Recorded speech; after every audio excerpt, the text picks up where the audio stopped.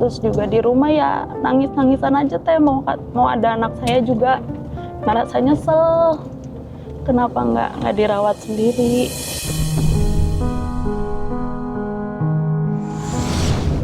Terus saya yang kepengennya saya ambil lagi ya karena itu teh, mau ada radiologi itu. Kalau semisal sakit ataupun sehat pun kepengennya sama saya lagi. Nanti mau ngomong apa sama pembelinya pas ketemu? Saya mau minta anak saya lagi, terus nanti pengennya uang yang udah beliau kasih nanti saya kembalikan lagi gitu.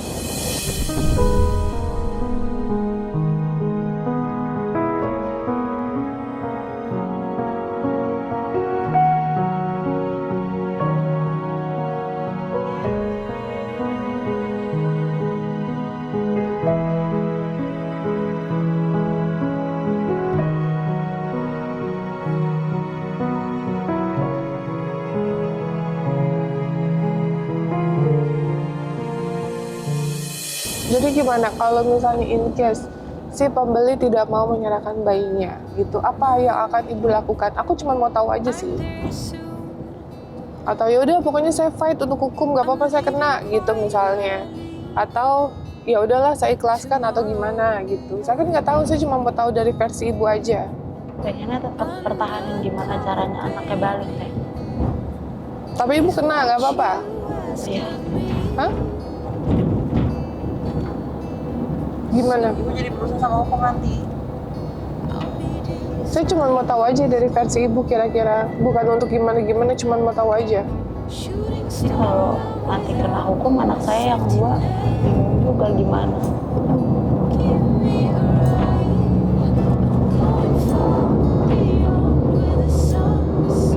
Bu Lia lagi sibuk nggak ya, Mbak?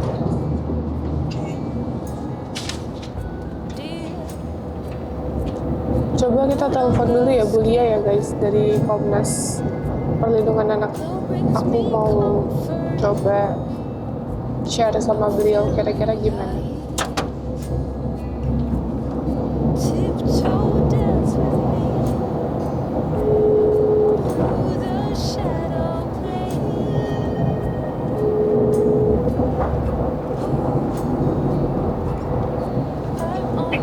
Assalamualaikum Bu Lia. Bu, ini Novi. Waalaikumsalam.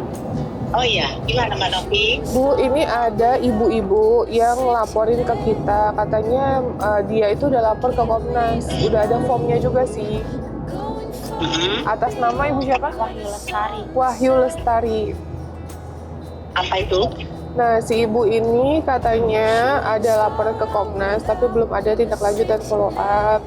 Makanya dia melapor ke kami terkait anak yang dia berikan ke orang melalui perantara, dan sekarang ini mau diambil kembali gitu, Bu. Anak yang ibu siapa? Ibu Wahyu. Dia udah lapor ke Komnas. Udah Bu, ada formnya. Tapi nggak ditanggapin maksudnya. Belum ada tindak lanjut kembali, makanya dia melapor ke aku gitu. Nah, terus kasusnya Bu, ini saya mau cerita dulu Bu. Kira-kira gimana nih Bu? Ini dia ada apa namanya Mbak? Nominal. Ada nominal yang dia terima dan dia sepakati ya Bu, sebesar 5 juta rupiah. Nah, ternyata 5 juta Bu. Oke, terus? Nah, ternyata dibungain lagi sama apa namanya? Sama perantaranya itu sebesar 6 juta rupiah. Nah, intinya dia konflik lah sama si perantaranya ini masalah uang gitu. Nah, dia merasa ya udahlah dia mau ambil lagi lah si anaknya ini. Nah, si perantaranya ini udah susah dihubungin Bu, gitu. Bahkan sampai saat ini dia mengancam untuk melaporkan ke pengacara, katanya gitu. Nah, terus Bu, ini kan rencananya aku mau ke tempat yang pengadopsi ya Bu, untuk menanyakan seperti apa, karena si ibu ini ketemu cuma 2 kali, sebelum melahirkan dan sesudah melahirkan. Gitu. Jadi berarti maksudnya dia lapor ke Komnas, udah ada yang nanggapin. Belum Bu, belum ada tindak lanjut lagi ya? Oh, maksudnya dia belum ada direspon dari laporannya dia. Cuman ada panggilan doang atau gimana Mbak? Katanya sudah dikirimin surat. Oh, surat pemanggilan. Surat pemanggilan buat si terlapor. Oh, tapi berarti dia belum pernah ketemu sama kita ya? Karena saya belum ada info ini kalau ada kasus yang ini nih. Udah belum Mbak? Berarti belum datang Bu, tapi kata saya menghubungi nomor dari Komnas Anak itu, kata kakak-kakaknya yang di sana bilangnya sudah ada surat datang dan katanya sih Bu sudah terima surat itu karena kemarin itu saya diinfo dari temennya beliau yang bilang ke saya kalau dia itu sudah dilaporkan ke Komnas PA, terus saya katanya si perantara itu dijelek-jelekin sama saya gitu. Tapi mungkin memang beliau belum datang karena beliau ini kayak kalau misalkan saya ajak ketemu Bu selalu kayak menghindar gitu, bilang lagi di luar lah, terus WA saya juga cuma dibaca aja. Oh iya, karena saya kan biasanya kalau kayak begini saya terinfo dari sekretariat ya. Kalau ada kasus apapun yang memang pendampingan, karena untuk kasus ini saya belum ada informasi apa-apa. Saya baru kemarin itu menyelesaikan kasus perundungan sama yang kasusnya lagi penelantaran. Jadi kalau kasus yang bayi ini saya belum terinfo makanya. Oh gitu Bu. Boleh dikirim laporan yang ke Komnasnya. Coba nanti saya cross check ke itu ke Mbak Diani ke sekretariat. Boleh Bu. Pernah dipanggil atau belum ya nggak? Iya Bu. Jadi tapi kalau memangnya nanti mau didatangin nggak apa-apa, datangin aja. Silahkan. Iya Bu. Boleh didatangin aja gitu ya. Oke, kalau begitu ya. Iya Bu.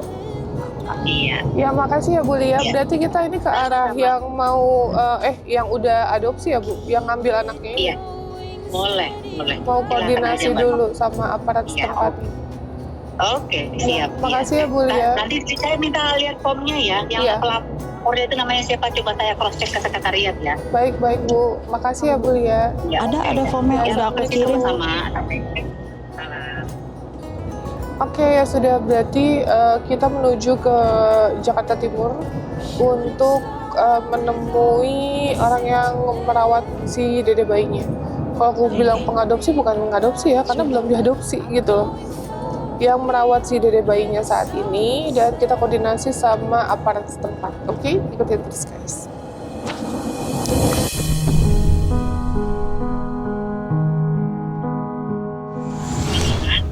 Salah satu orang tua adopsi namanya siapa tadi kata Mbak Diani itu. Nah, jadi sudah dipanggil dia orang tua yang sudah mengambil bayi, salah satu bayinya, karena kan bayinya dua nih, ya kan kembar. Nah, sudah ketemu nih besok hari Selasa itu ada jadwal pemanggilan sama orang tua yang sudah mengadopsi anak tersebut. Yang mana Bu? Anak adopsi anak yang siapa, yang cowok? Nggak tahu, ini makanya kan belum tahu nih, karena kan baru pemanggilan aja. Nah, jadi tahu semuanya itu, semua tentang kondisinya Ibu Wahyu itu kemarin dari Ibu itu. Nah, ternyata juga disampaikan Ibu Wahyu itu banyak terlilit hutang. Nah, jadi makanya dia menjual anaknya itu buat bayar hutang lah gitu. Nah, jadi itu tadi informasi yang tadi disampaikan sama Mbak Diani sekretariat. Jadi bukan tidak ditanggapi, sudah ditanggapi Bu. Jadi Ibu juga sudah kita diambil. Terus jadi dari yang mengadopsi itu, jadi Bu itu hanya sebagai perantara aja. Tapi yang ngambil itu memang bukan Ibu. Yang ngambil itu ada orang lain. Tapi kan kita nggak tahu nih prosesnya seperti apa kan ya. Nanti nanti Mbak Novi cari tahu aja. Iya, aku cari tahu. Apakah legal atau ilegal nanti seperti apa. Nah, tadi informasi yang disampaikan sama Mbak Diani itu. Jadi memang ada 4 anaknya dari Ibu Wahyu dan ini semuanya lahir di luar pernikahan dan ini memang 2 anak yang kemarin baru lahir itu dijual sama orang lain. Nah, itu tadi Mbak Novi dari kita sekretariat gitu. Oke, berarti yang ngambil itu kooperatif ya Bu? Untuk mengembalikan? Kooperatif. Nah, jadi dia kemarin diundang, jadi besok hari Selasa. Jadi kan kemarin pemanggilannya itu yang besok hari Selasa. Jadi hari Selasa itu udah ada surat pemanggilan terhadap orang tua yang sudah ngambil anak itu. Dan itu rencananya nanti mereka itu datang ke kantor Komnas gitu katanya. Oh, oke, baik Bu. Nggak apa-apa, ini aku cuma cari tahu aja dulu ya Bu untuk koordinasi. Iya, nggak apa-apa, cari tahu aja. Oke, baik Bu Lia, makasih Bu. Oke, makasih. Ya, Assalamualaikum.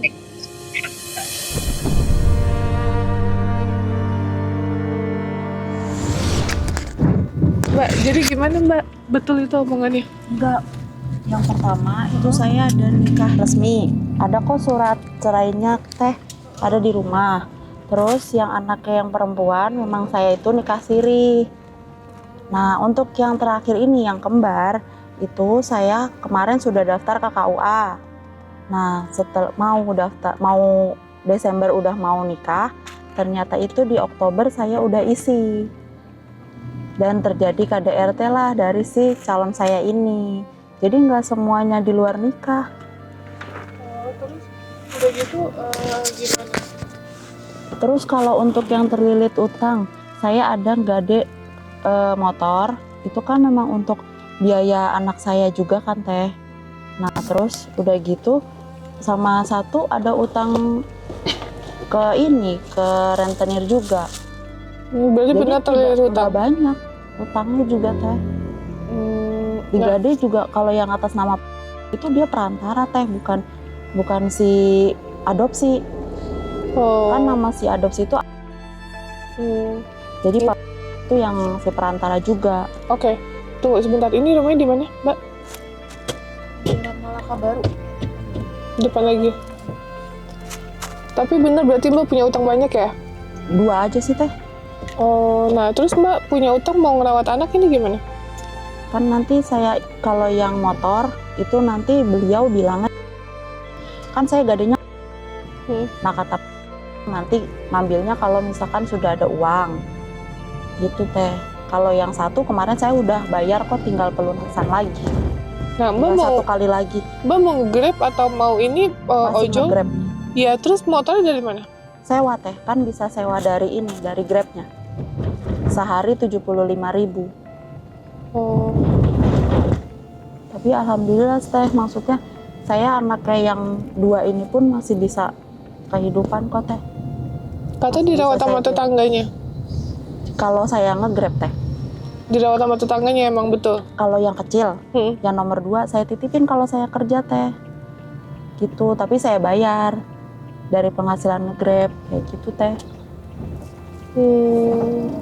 Ada kok orangnya di rumah teh kalau teteh mau tanya.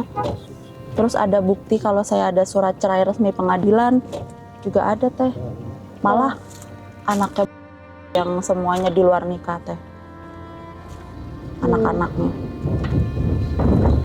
Nggak mau tahu kalau itu bukan urusan pribadiku ya. Tapi aku cuma mau tahu terkait kondisi yang sebenarnya aja sih Mbak. Karena ini kan sekali lagi aku bilang kalau udah kayak gini kan yang dikorbanin anak gitu. Harusnya makanya udah bener nih ya. Kalau konsep hidup saya Mbak, selama saya belum mampu ya jangan pernah memulai sesuatu gitu loh. Karena yang jadi korban itu pasti akan ada aja gitu ya. Makanya untuk kalian nih ya yang lihat aku, yang nonton aku, menikah itu sebenarnya bukan ajang untuk dulu-duluan ya Mbak Uti ya. Bukan ajang untuk cepet-cepetan. Siapa yang cepet, siapa yang paling hebat untuk menikah, itu bukan. Mau cewek, mau cowok itu sama. Lebih kesiapan mental, fisik, ekonomi kalian. Ya, karena setelah menikah pasti kalian akan punya anak, dan setelah itu adalah start dari babak baru kehidupan kalian. Ya, namanya kita punya anak pasti itu anak gak mungkin kecil-kecil aja, pasti akan besar. Akan namanya butuh biaya ekstra untuk namanya sekolah, pendidikan dan lain-lain gitu. Dan ketika emang kalian belum siap dan belum mampu ya sudah, jangan yang namanya memiliki anak dulu. Kalau menurutku ya guys, bukan berarti kita menyalahi kodrat ya. Masa punya anak ditunda-tunda atau gimana lah. Kalau kita secara ekonomi tidak mampu ya gimana kita mau punya anak, yang jadi korban malah anak kondisi kayak gini ya.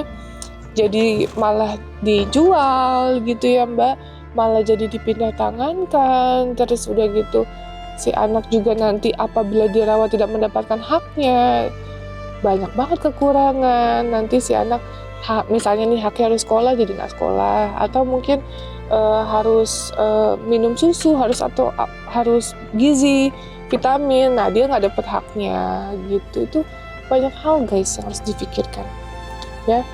Ini yang penting kita ketemu dulu aja untuk koordinasi, nanti kita lihat seperti apa ya.